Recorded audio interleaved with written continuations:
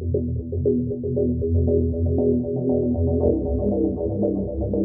back to the channel. We're here today with the Aerodynamics department to talk a little bit about how the aerodynamics of ASTRA's vehicle Transcendence will help us get to the Kármán line. So we have here Rahul Patel to tell us a little bit about how the aerodynamic system works. So, welcome.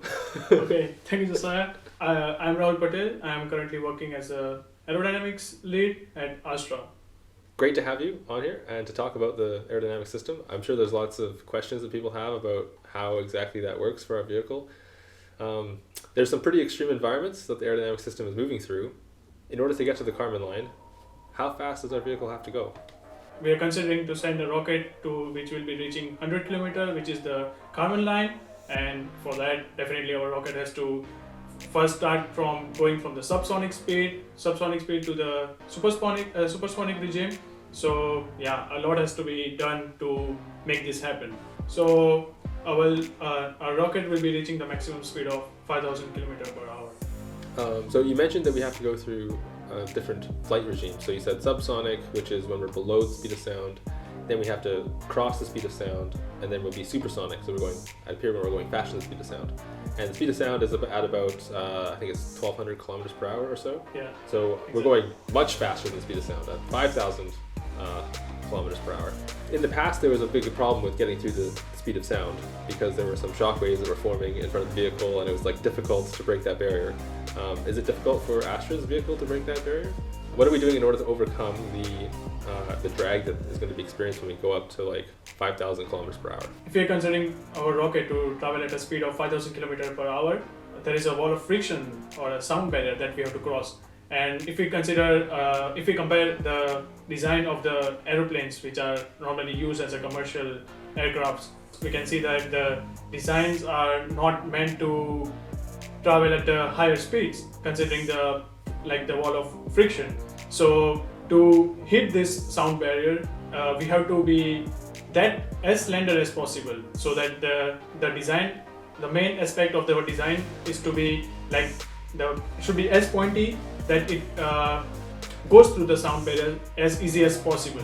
Though there is a lot of coefficient of drag which is acting on it, but still we pass that barrier. So for that, yeah, as I said, the design has to be pointy, and that is the main goal. That's the main part regarding the aerodynamics, I would say. It is too round on the top. It needs to be pointy. Round is not scary. Pointy is scary. So if I can compare it to the general example, let's say a swimmer, when he is diving into the water, you might have seen there is this this posture of his body in which he wants to when he dives in the water, he wants to get less hurt from the buoyant force what is acting on him. So that's the similar thing I could compare with the normal rocket which is flying at such high speeds. Okay, so basically we've made this thing as small and as slender as possible to minimize our drag force, essentially. Exactly. Yeah. Like a pencil, I would say. One thing that obviously maybe like planes and stuff can do is they can use aerodynamics to fly. To fly. Yeah, obviously to fly, but to change the pitch and the roll and the orientation of the vehicle. Is the ASTRA vehicle going to be able to maneuver, or how will it be guiding itself to the Kármán line? So definitely for that, as you mentioned, for normal aeroplanes, we have wings to overcome such factors. So definitely. So for this matter, in the ASTRA rocket, the Transcendence, we also have, for this design, we have 3 fins which is mounted to the body and which will guide us to the Kármán line. Okay, but are we going to be doing active guidance, or are we just going to be using the fins to just kind of stabilize the vehicle? Yeah, so we'll be definitely be using the passive guide, not active, but it will be the fins will be guiding it through fins will be providing the stability by spinning the rocket throughout the atmosphere during the flight. Okay, so basically the fins are going to be oriented in a way that they generate a torque. A torque, exactly, in the longitudinal direction. So if we consider the rocket is flying this, then the fins will try to rotate the rocket exactly in the same direction when it's flying. Okay, but this is an interesting question. Why do we want to have the rocket rotating? Is it could we not just have the fins just keep the rocket stable and just fly straight up and then stay in one orientation? Like, is there a reason why we want to be spinning like that? Yeah, that's a nice question, I would say. We have introduced the spin stabilization in our rocket trajectory. So if we consider like, okay, when our rocket is spinning continuously during the motion, at that time, whatever the perturbations are acting on the rocket are, let's say, it minimizes the spin stabilization minimizes the perturbations acting from the atmosphere. So in that matter, we can hit the right direction in which we are wanted to go, because if it's continuously spinning and the smaller perturbations doesn't affect, and in that matter we can hit the target and not go in other direction or reach somewhere else. Okay, so basically if we have like thrust that's not perfectly in the right direction, or if we have like some wind or something that disturbs the rocket, because we're spinning, we're going to be less affected. Exactly. I guess that kind of sucks for the camera footage though, because we'll just be looking at the Earth spinning. Yeah, I can imagine after looking at the video. Everyone's going to get sick. You're already feeling dizzy on the ground. Yeah.